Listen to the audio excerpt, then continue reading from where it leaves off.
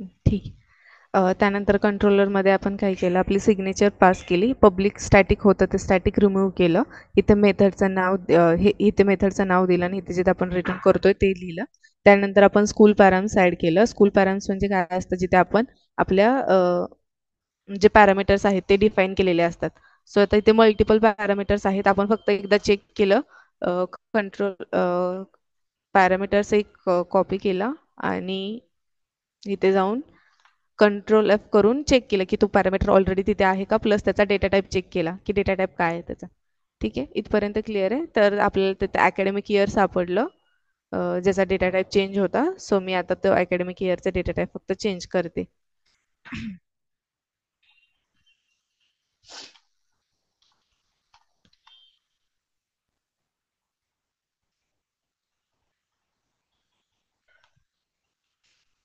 So Ankita, recording is another purpose, पण जे आता तुला एक्सप्लेन करते हे कळतंय का तुला? हो सर.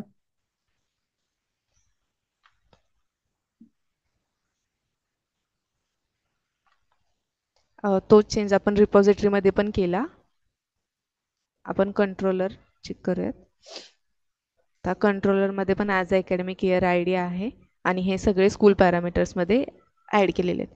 बट आपल्याला इथे एक इश्यू येतोय, कारण आपण इंटरफेस अजून आपला डिफाईन केलेला नाही आहे. सो आपण पहिला आता आपला इंटरफेस डिफाईन केल्यानंतर हा स्क्रीनवरचा इश्यू जाईल. सो मी परत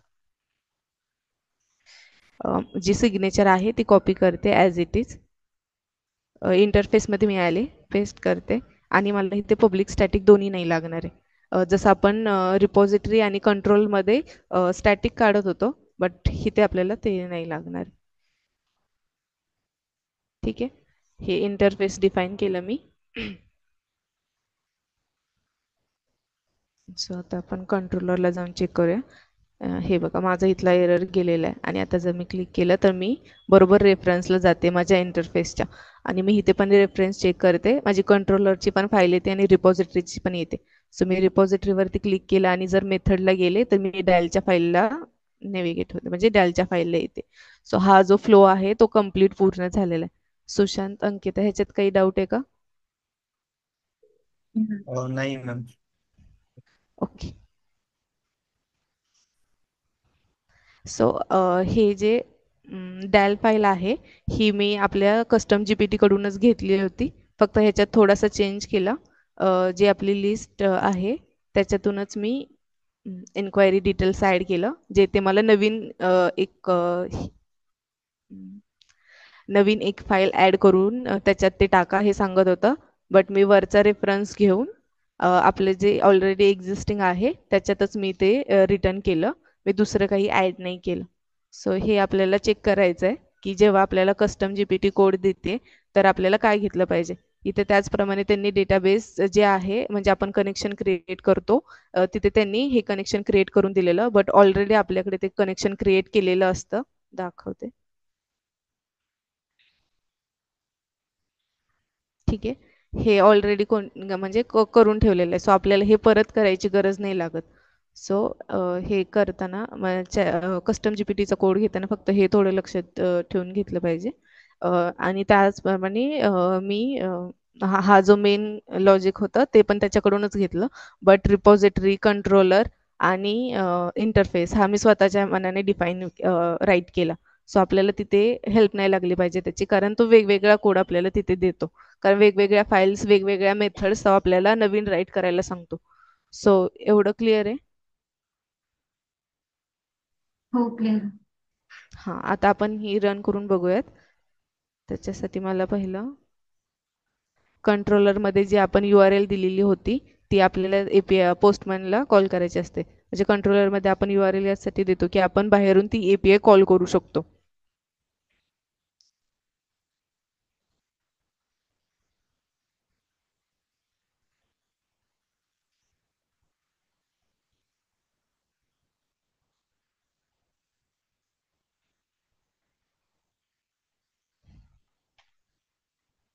आणि मी कुठं पण नाव चेंज नाही केलंय, नाव सगळ्याचं सेम ठेवलंय, म्हणजे ॲज इट इज आपल्याला समजतं की कुठल्या ह्याच्यावरती ते आहे, कशासाठी यूज होतंय ते.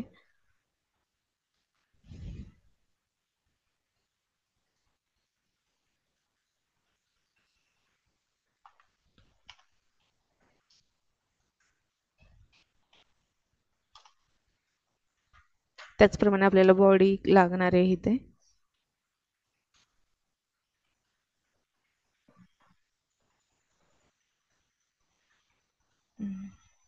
तर ते आपण इथून घेऊयात. जर नाव चेंज झालं तरी पण आपल्याला इश्यू येतो.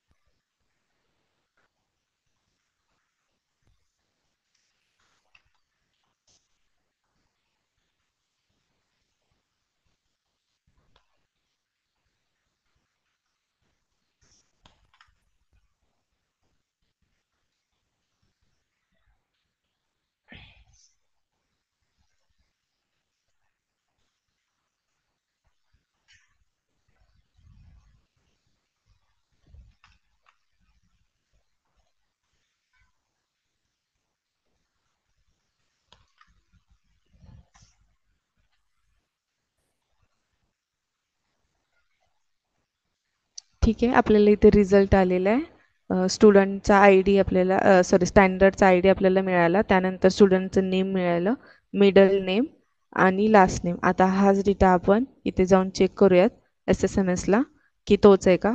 1219 आहे आय डी. ठीक आहे, यश राम पाटील स्टुडंटचं नेम आहे. यश राम पाटील.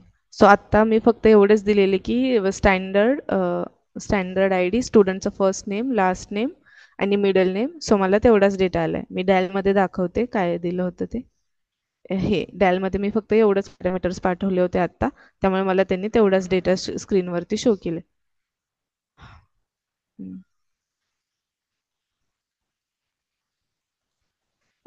काही डाऊट आहे का ह्याच्यामध्ये? मॅम, म्हणजे मला एक इश्यू आला होता. हा. API माझी राईट वगैरे झाली आहे, तुझा बट आवाज मला ना स्ट्रिंग. तुझा आवाज कट होतोय सुशांत.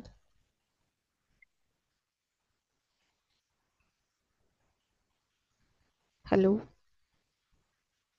हॅलो मॅम, आवाज येतोय का? हा, येतोय. ठीक आहे, आपण लास्टला डिस्कस करू.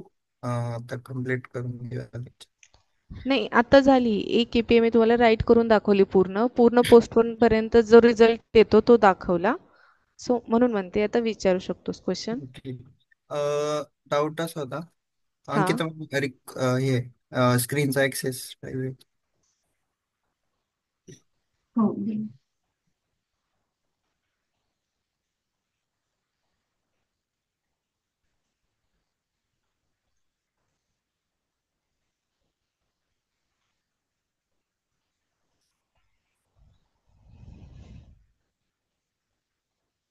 स्क्रीन दिसते का?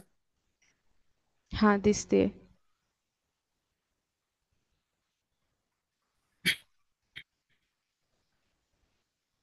अंकिता, रेकॉर्डिंग स्टॉप कर. हा सुशांतचा तो त्याचा इश्यू सांगतोय ना, बट जे मी मी सांगितलं त्या